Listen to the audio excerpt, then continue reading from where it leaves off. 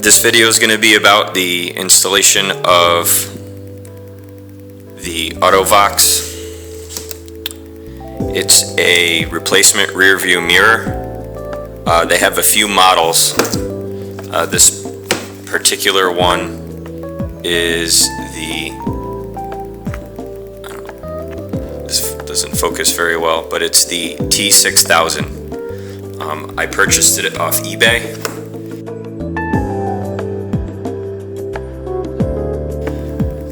I also got, you kind of see that this is separate here. This is the actual rear view camera. They make a whole bunch of different models that are compatible with this, but I chose to go with the one that just has the bracket on the license plate, bolts for simplicity.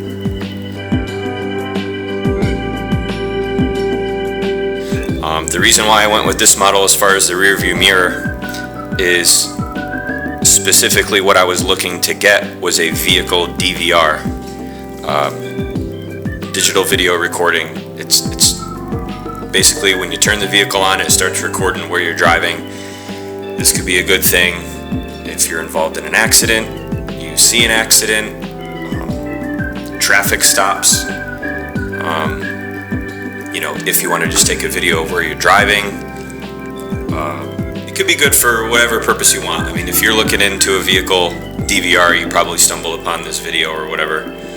So you have, for whatever reason you want it, But I chose to go with this model because I've been looking for a long time for something that looks OEM. You see a lot of these ones that, this is the stock mirror off my truck, that kind of clamp on and you got to run an ugly wire to your 12-volt accessory, and it doesn't look very clean, and I'm OCD about things looking nice, but this one's great. I mean, it looks simple. Clearly it's got a couple extra buttons on the front, but the camera's built right in here, and it is on a swivel, so once you mount it up and have it set on your window where you can see out the back, you adjust this so that way it's not cockeyed off to the left or right.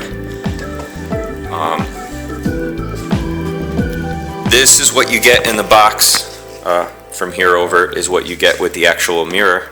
Clearly you get the mirror here I just showed you. The wire comes out of the back here. This little piece, it will go underneath the bracket, and you'll probably see this when I do the install part, but it goes underneath, so there's wire going up to your headboard. It's not hanging out. Again, it gives it a more clean look. It has a metal bracket that can be glued or attached to your windshield, and they also have this kind of universal mount, so even if, say, your vehicle doesn't have one, or it's got an awkward one, this has two-sided tape. You can stick it on. Let's just use this for an example. This is simulating this being your windshield. You can put this on over, so you don't need to worry about making it lower or whatever. You can put it right in the spot where your old mirror was. But luckily for my installation, I don't need either one of these because I am going to be putting this on an F-250, and I just took the stock mirror off real quick to see what it was, and it matches up. The only difference is on this one, it's got that little divot for a set screw, because on here there is a set screw for you to set in to give it some extra security. That'll be simple enough. I'll match up a drill bit and just drill a little bit into the stock one that's on the glass already for that. So you get the mirror, piece that protects the wire, these for mounting it to the glass, which I don't need, and then you have the wire harness. It's pretty simple. That connects to the one coming right out of the actual mirror up in your headboard, and they give you plenty of space to bring it down into your, sorry, I wasn't looking at the thing, to your dashboard. You have the 12-volt in, your ground, and then the video in, which will be to your rear view camera, or you can also do like a DVD player, or I would assume if you get some sort of hookup for it, you can maybe put your phone screen on there, but I don't know what the advantage to putting it on the screen would be. But that's what comes, and then you have your box here.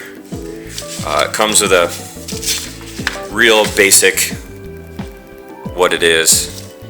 And this, it's like operating instructions, but this comes from China. They didn't have anything American made that I could find that was this clean looking, and well, I can't even compare price because I didn't find anything else. But like I said, I really wanted to get a factory look. This had it. I mean, if you were to look at my truck from the outside, you would have no difference really in looking at it. I mean, clearly, like I said, this one has buttons, but you know, a lot of the higher end trucks have buttons and stuff up here anyway. Then with the camera, it comes with obviously a wire harness. Has a little quick connector here where the camera actually plugs into, similar to the mirror. And the wires where it hooks up to its power. The brackets gives you some shrink wrap, because more than likely these connections may be made outside, and a couple different options for hardware, because you can drill your own so you don't have this big bracket going across the license plate, but that doesn't matter to me.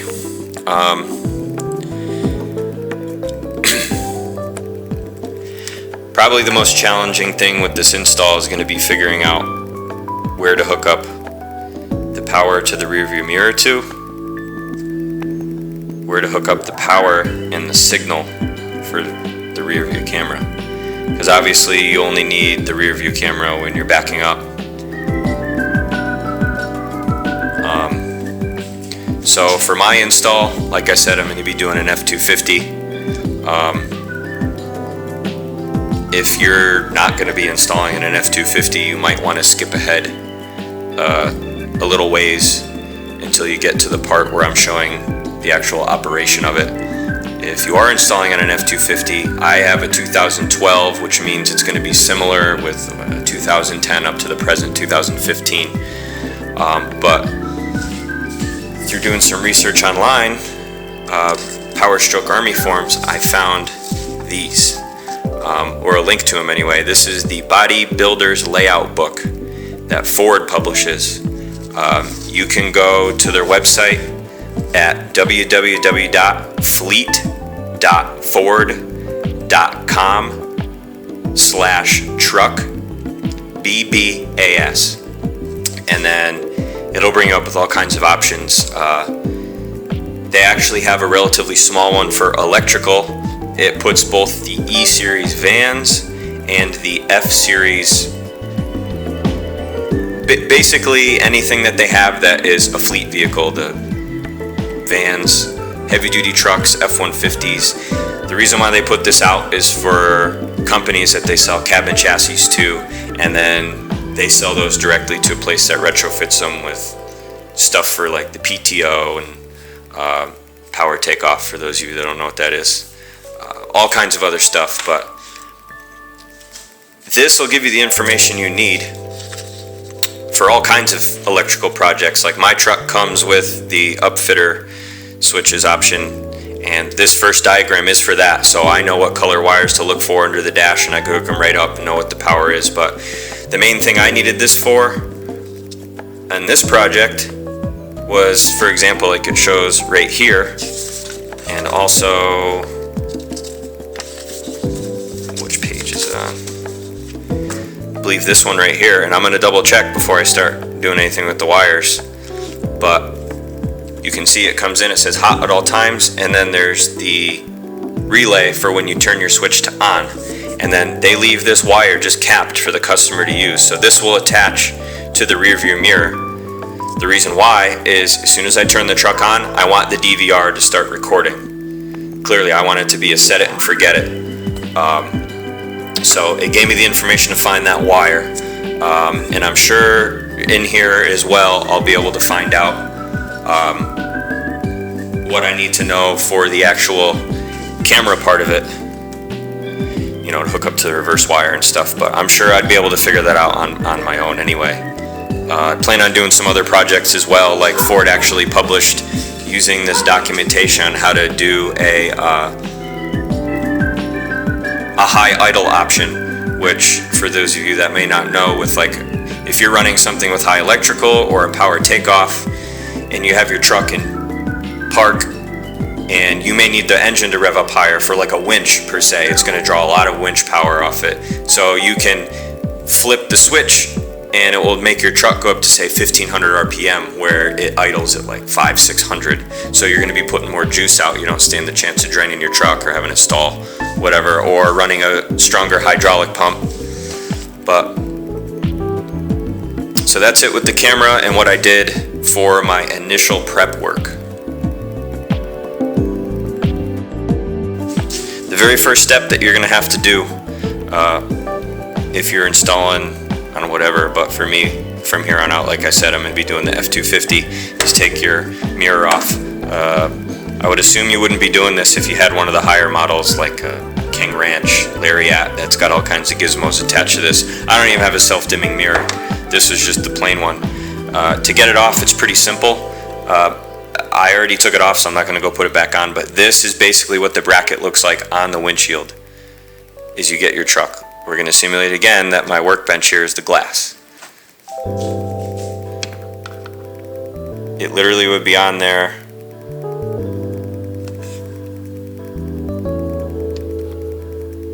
I'm sorry. It'll be on there and it slides down like this. All you got to do is you can see the little notch right there, which the notch is also in the mount as it is on the window. I just took a screwdriver, put it in there, and pulled up, and it popped off. This around here is kind of like a metal, like a C-clamp, but with a little bit of force it just pops off and you can pull up and off, and there the mirror goes. And that's how you get the mirror off. I didn't take a video of it when I did it, one, because I did it quick because I wanted to see if this bracket was on the window, but two, it would have been hard to record anyway with glare on the windshield and whatnot. But if you can't figure out how to get your mirror off, you probably shouldn't be doing this yourself anyway. But alright, so I just got done wiring up and mounting the mirror. I left the wires a little low to be able to show you guys where they're going to go. The tools you're going to need is a 7mm socket. That is to take the little panel piece here for the where the handle and stuff is to run the wire under. These little tabs, when they're up there, they just pop off, and then you stick the 7mm in there. They're connected, so you don't need to worry about them falling out. It's convenient. The bottom panel right here, you can see taken off under the steering wheel. This little tab that you can see while it's off. Stick your finger or screwdriver and just pull, and it'll pop out all these spots. You don't even need a tool for it. The 13mm is for where I put my ground. You might not need that exact one unless you're going to copy exactly what I did here. But as I said before, I was able to mount the mirror directly on to the factory piece that's glued to the glass. There is, I don't know if the camera can see it well, but there's an Allen screw. I talked before about drilling out the one that was already on the window to match the one that came with this mirror, so that way that Allen screw would lock in, but I decided not to do that. I just cranked the Allen screw down. It's on there just as secure as the factory one. On the F-250, you already have a little notch cut for the more advanced models for running the wire in. You basically can't really do it too well while I'm narrating the video here, but this will just tuck right in. Then when I came over to here, this phone's probably horrible, but the wire, factory wire here, I ran it underneath that. And this thing ain't gonna focus worth a damn. It is a freaking hot and humid day here in South Texas. Yeah, this thing's gonna make it miserable for me to try to explain it to you. But okay, I use a little double-sided sticky here and down here to tie the wire off too. It runs down the hole here. This is one of those double-sided stickies. Peel it back off, put it on. I hold it for like 30 seconds and then you use a zip tie. Put your wire, zip tie. But anyway, then I ran it down through there. And again, it's probably not going to focus very well. But find a way to run it down from up there. It really doesn't matter as long as you're not getting in the way of any moving parts. Use common sense. And then using the bodybuilder's diagram I talked about before, the wire that is hot when you put the truck to the on position or the accessory is a white wire with a blue tracer. You attach that to the 12-volt wire so that the camera will turn on. I wasn't able to find if this little bundle of wires here, it comes taped. This one I took off because that's the one I needed. I put a wire nut on the end of that other one you see there because I thought that was going to be a ground, but it's a ground for the trailer wires and it doesn't work for this hot line that I'm hooking the DVR rearview mirror up to. So I just taped all those back up out of the way, and then that 13mm I was talking about, I used on this nut right here, and I added a little bit of wire to the ground wire from the harness here to the camera. And I just took that nut off, put it underneath there to ground it. So for just the DVR part, we're fully hooked up here. Now, take the key. My truck is such a mess from all this work. Move some things out of the way. Put my key in. You can see there's a little green light here that boots up. Oh, did I do something wrong here? Looks like it just failed on me.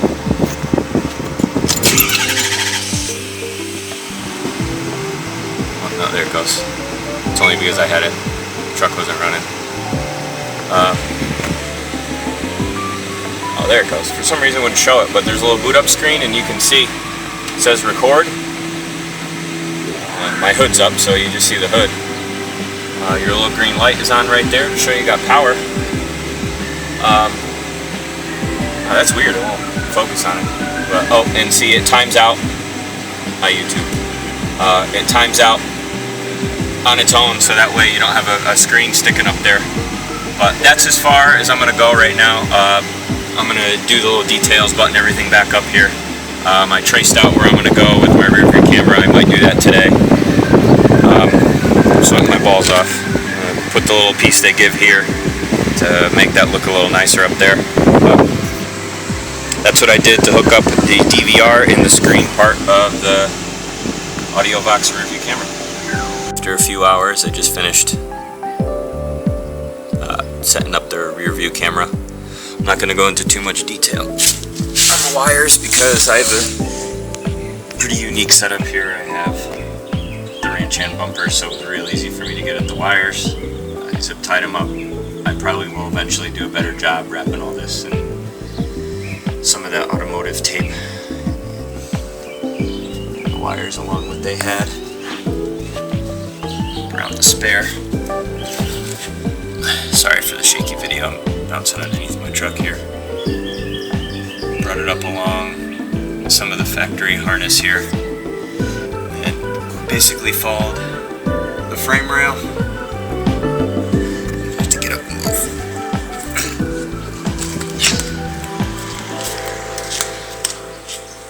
Over in there is where I had it, followed the inside of the frame rail. I had to come out right here. One, because it was really hard to get in here with the urea and diesel tank, but also my truck being a crew cab, it's much longer than the normal vehicle, so I had just, I mean, you could see how tight this is. I had just enough wire to make it all the way up. Followed the e-brake cable. And this is the part I'm a little concerned about. If I'm out at my property and drive over a lot of sticks, I might grab it here, but This is coming down from what you saw in the wheel well. And then over to where the body mounts on the frame. And then there was kind of some holes here. Followed that all the way down. I put a couple of those two-sided stickies with the zip ties. Shimmy my way down here. Same thing as before, did a couple zip ties here. And then where I went into the cab, basically a little drain plug. This is soft. I don't know if you can see me able to push it, but I just poked a hole, stuck the head of that wire through at the end, and I'm gonna go to Home Depot and get some silicone. I'm gonna put a nice bead of silicone all around this to seal it up. Where are the stickies here?